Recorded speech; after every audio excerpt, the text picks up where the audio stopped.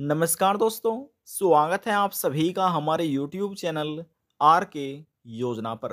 Pension धारकों के लिए एक बहुत बड़ी खुशखबरी है। नवंबर माह की इस तारीख में पेंशन आ गई है। 2,750 रुपये 2,750 रुपये बैंक खातों में पेंशन को ट्रांसफ़र कर दिया गया है।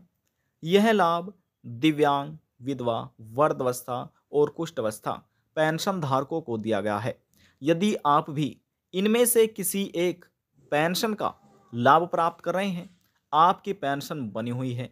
पेंशन से संबंधित आज की यह जानकारी आपके लिए ही है, क्योंकि इस वीडियो के माध्यम से आपको बताया जाएगा कि किस राज्य में, किस ज़िले में ये पेंशन राशि ट्रांसफ़र की गई है और किन किन लाभार्थियों को लाभ दिया गया है और कौन से वह पेंशन धारक है जो अपनी पेंशन से, इस पेंशन से वंचित रह गई हैं, यानी कि उनको पेंशन नहीं मिल पाई है।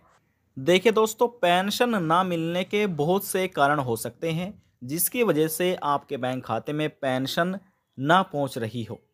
अब उसमें से सबसे पहला कारण है ई-केवाईसी भी हो सकता है यदि आपने नहीं कराया है। दूसरा है बैंक केवाईसी, यदि आपने ये भी नहीं कराया है। तीसरा है आपका एप्लीकेशन फार्म में गलतियाँ, किसी भी प्रकार की गलतियाँ हो सकती है। आपकी डेट ऑफ बर्थ में गलती हो सकती है, आपके नाम में गलतियाँ हो सकती है, आपके एड्रेस में गलतियाँ हो सकती है, आपके नाम में जो हिंदी इंग्लिश में जो नाम लिखा होता है उसमें मात्राओं की भी गलती हो सकती है, या फिर आपके अकाउंट नंबर में गलती हो रही है, एफएससी कोड में कहीं पर भी गलतियाँ हो सकती है। आपका पीएफएमएस एक्सेप्ट ना हो रहा हो, वैलिडेशन कंप्लीट ना हो रहा हो। जैसे हमने आपको बताया बहुत से कारण हैं। अब यहाँ पर सरकार जो पेंशन का पैसा भेजती है वह पीएफएमएस के माध्यम से दिव्यांग, विधवा, वृद्धावस्था, कुष्ठावस्था या तलाकशुदा लाभार्थी बैंक खाते में ये पेंशन का पैसा ट्रांसफर किया जाता है। अब कुछ राज्य ऐसे हैं जिनमें आधार बेस्ड पेमेंट की जा रही है, यानी कि पहले तो अकाउंट बेस्ड पेमेंट की जा रही थी, लेकिन अब आधार बेस्ड पेमेंट की जा रही है। तो जिन पेंशन धारकों का ई-केवाईसी कंप्लीट होगा उनका ही आधार बेस्ड पेमेंट उनको मिल पाएगा, उनकी पेंशन राशि मिल पाएगी। और जिन लाभार्थियों ने अभी तक अपना डीबीटी इनेबल नहीं कराया है, डीबीटी होता है डायरेक्ट बेनिफिट ट्रांसफ़र, ये आपको इनेबल करा लेना है।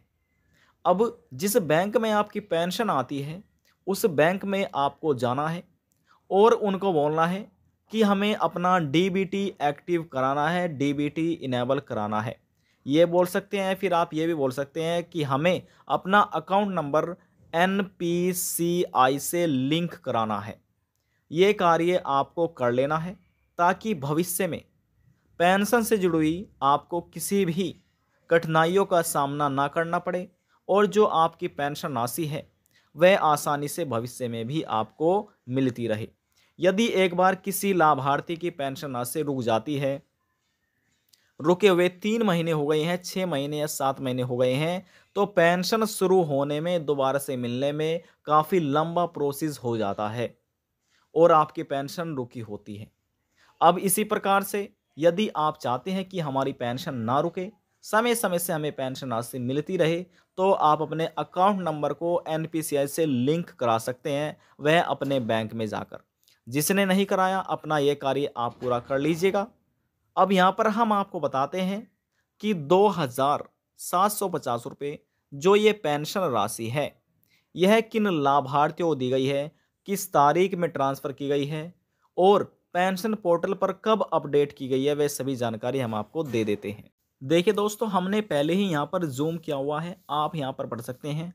वित्तीय वर्ष 2023-24 में पेंशन बकाया भुगतान, यानी कि pension arrear payment for financial year 2023-24 bank या डाकघर के माध्यम से, बैंक या पोस्ट ऑफिस से जो आपके बैंक खाते में पेंशन राशि ट्रांसफ़र की गई है या की जाती है, वे अपडेट यहाँ पर दिया जाता है। अब देखिए, सबसे पहले यहाँ पर आपको लिखा मिलेगा पेंशन का महीना, इस कॉलम में यहाँ पर पेंशन राशि है, खाता संख्या है। अब बैंक इसमें लिखा है आपका पोस्ट ऑफिस में है या कहीं में है। अब यहाँ पर इसमें ये भी लिखा गया है issued to bank post office to credit into beneficiary account VDE authority letter और डेट और टाइम, ये सभी यहाँ पर आपको देखने को मिलेगी। अब यहाँ पर आपको ट्रांजैक्शन नंबर मिलेगा, स्टेटस मिलेगी और साथ में आपको तारीख भी देखने को मिल जाएगी।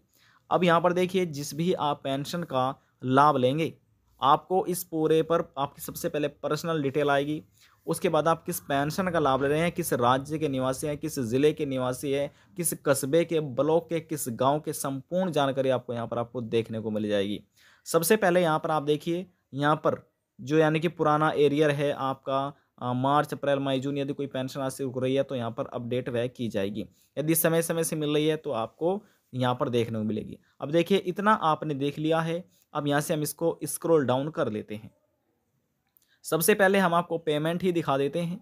अब देखिए, जैसे हमने स्क्रॉल डाउन किया, स्क्रॉल डाउन होने के बाद यहाँ पर हम आपको दिखा रहे हैं, यहाँ पर जैसे हमने आपको बताया था कि पेंशन का मंथ है अक्टूबर महीने की पेंशन। सितंबर महीने की आपको पेंशन पहले मिल चुकी थी, अगस्त की मिली, जुलाई की मिली, लेकिन काफ़ी लंबे समय से पेंशन धारक अपनी अक्टूबर पेंशन राशि जो है, अक्टूबर पेंशन राशि का इंतजार कर रहे थे। तो उन लाभार्थियों को अब अक्टूबर महीने की भी पेंशन राशि मिल गई है। हालांकि बहुत से ऐसे पेंशन धारक हैं जिनको अभी अक्टूबर महीने की पेंशन राशि नहीं मिली है, तो उनको थोड़ा वेट कर लेना है। यदि सभी की आपके ज़िले में पेंशन आ गई है लेकिन आपको नहीं मिली, तो ऐसी स्थिति में जो आपका ज़िला समाज कल्याण है, विकास भवन है, वहाँ पर जाकर आपको अपना ये सभी चीज़ें चेक करा लेनी है कि किस कारण की वजह से आपको पेंशन का लाभ नहीं मिल पा रहा है। अब यहाँ पर देखिए, अक्टूबर महीने की पेंशन राशि इनको मिली। अब किस तारीख में मिली है, यहाँ पर तारीख आपको देखने को मिल जाएगी लास्ट में। ये देखिएगा, यहाँ पर क्रेडिट तारीख है और बैंक में आप यानी कि बैंक में पहुँचने की तारीख यहाँ पर आपको देखने को मिल जाएगी।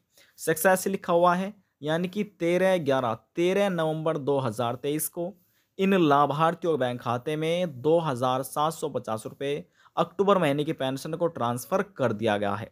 ये यहाँ पर आपको देखने को मिल जाएगा। अब जिस महीने की पेंशन राशि रुक रही है, तो यहाँ पर ये आपको ब्लैंक मिलेगा या फिर आपका इसी प्रकार से लिखा मिल जाएगा, पेंडिंग में लिखा आ सकता है। तो यहाँ पर ये सभी चीज़ें आपको देख लेना है। आप सभी पेंशन धारकों के लिए यह एक लेटेस्ट न्यूज़ है, क्योंकि यहाँ पर देखिए, अक्टूबर महीने की जो पेंशन राशि है रुकी हुई थी, अब लाभार्थियों को मिलना शुरू हो गई है। कुछ लाभार्थियों को 13 नवंबर मिली है, किसी को 14 में मिली है, किसी को 15 में मिली है। तो यहाँ पर ये सभी चीज़ें आपको ऑनलाइन आकर देख लेना है कि आपके बैंक खाते में किस तारीख में पेंशन राशि ट्रांसफ़र हुई है। अब कैसे देखा जाता है, तरीका हम यहाँ पर आपको दिखा देते हैं। सबसे पहले देखिए, यहाँ पर हमने आपको प्रूफ दिखा दिया है विद यानी कि तारीख के साथ ही। तो चलिए हम सीधे अब आपको क्रोम ब्राउज़र पर लेकर चलते हैं। अब जैसे हमने मोबाइल फ़ोन में क्रोम ब्राउज़र को ओपन किया हुआ है, इसी प्रकार से आपको भी सबसे पहले ओपन कर लेना है। अब जिस राज्य के आप पेंशन धारक हैं, उसका नाम आपको सर्च करना है। यदि आप राजस्थान के हैं तो राजस्थान सर्च कीजिएगा। यदि आप उत्तर प्रदेश के हैं तो आपको उत्तर प्रदेश सर्च करना है। थोड़ा देखिए अलग तो आपको ज़रूर मिलेगा, आपको समझ आ जाएगा। यदि आपको समझ नहीं आ रहा है तो आप हमें नीचे कमेंट भी कर सकते हैं, पूछ सकते हैं। फिर हम एक नई वीडियो लेकर आएंगे आपके राज्य के लिए।